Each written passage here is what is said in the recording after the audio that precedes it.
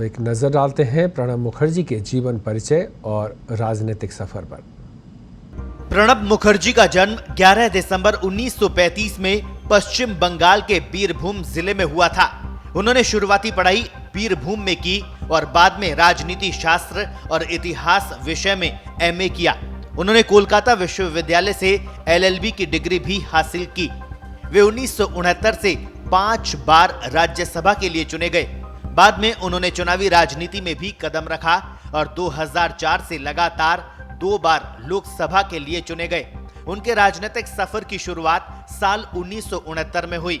भारत के भूतपूर्व प्रधानमंत्री इंदिरा गांधी की मदद से उन्होंने सन 1969 में राजनीति में प्रवेश किया। तब वे कांग्रेस टिकट पर राज्यसभा के लिए चुने गए। 1973 में वे केंद्रीय मंत्रिमंडल में शामिल कर लिए गए और उन्हें औद्योगिक विकास विभाग में उप मंत्री की जिम्मेदारी दी गई। इसके बाद वो 1975, 1981, 1993, 1999 में फिर राज्यसभा के लिए चुने गए। उनकी लिखी आत्मकथा में स्पष्ट है कि वो इंदिरा गांधी के बेहद करीबी थे और जब आपातकाल के बाद कांग्रेस की हार हुई तब इंदिरा गांधी के साथ उनके सबसे विश्वस्त सहयोगी बनकर उभरे थे। दक्षिण भारत में जो कांग्रेस का जनाधार बनकर उभरा वो भी इनकी मेहनत का परिणाम था। 1980 में वे राज्यसभा में कांग्रेस पार्टी के नेता बनाए गए। इस दौरान मुखर्जी को सबसे शक्तिशाली कैबिनेट मंत्री माना जाने लगा और प्रधानमंत्री की अनुपस्थिति में वे ही कैबिनेट की बैठकों की अध्यक्षता करते थे। इंदिरा गांधी की हत्या के बाद प्रणब मुखर्जी को प्रधानमंत्री पद का सबसे प्रबल दावेदार माना जा रहा था, पर तब कांग्रेस पार्टी ने राजीव गांधी को प्रधानमंत्री चुन लिया। 1984 में राजीव गांधी सरकार में उन्हें भारत का वित्त मंत्री बनाया गया। बाद में कुछ मतभेदों के कारण प्रणब मुखर्जी को वित्त मंत्री का पद छोड़ना पड़ा। वे कांग्रेस से दूर हो गए और एक समय ऐसा आया जब प्रणब मुखर्जी ने एक नई राजनीतिक पार्टी बनाई। उन्होंने राष्ट्रीय समाजवादी कांग्रेस का गठन किया। दरअसल वो अपने मत से स्पष्ट थे और अपना विरोध दर्ज करवाना जानते थे, इसलिए राजीव गांधी से दूरी बनाई।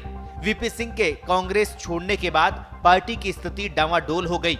बाद में कांग्रेस ने प्रणब मुखर्जी पर फिर भरोसा जताया और उन्हें मनाकर फिर पार्टी में लाया गया।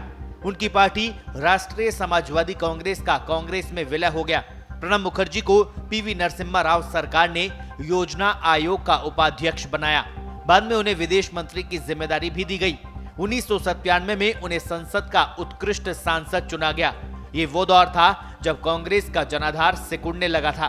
केंद्र में मिलीजुली सरकारों का दौर चल रहा था और राष्ट्रीय राजनीति बदलाव के दौर से गुजर रही थी।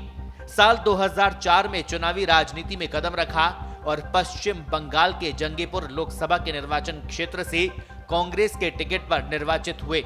लोकसभा चुनाव जीतने के बाद उन्हें लोकसभा में सदन का नेता बनाया गया, क्योंकि तब प्रधानमंत्री राज्यसभा के सदस्य थे। 2004 से 2009 के बीच रक्षा, विदेश जैसे महत्वपूर्ण पदों पर अपनी छाप छोड़ी। वरिष्ठ सदस्य होने के नाते गठबंधन सरकार में अलग अलग विचारधारा वाली पार्टियों को साथ लेकर चलने में प्रणब मुखर्जी की अहम भूमिका रहती थी। प्रणब मुखर्जी 23 साल तक कांग्रेस पार्टी की कार्य समिति के सदस्य भी रहे। एक समय ऐसा भी आया जब लोग उन्हें भावी प्रधानमंत्री के तौर पर देख रहे थे, मगर नियति को शायद कुछ और ही मंजूर था। वो 2009 से 2012 तक मनमोहन सरकार में फिर से भारत के वित्त मंत्री रहे। जब कांग्रेस ने उन्हें अपना राष्ट्रपति उम्मीदवार चुना तब उन्होंने इस पद से इस्तीफा दे दिया।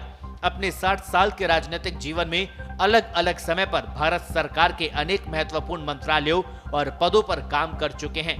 जब वे केंद्र सरकार में थे तो उन्हें सरकार के संकट मोचक के तौर पर देखा जाता था। वे बातचीत के जरिए विभिन्न समस्याओं का समाधान निकालने में माहिर माने जाते थे। ब्यूरो रिपोर्ट, पत्रिका टीवी।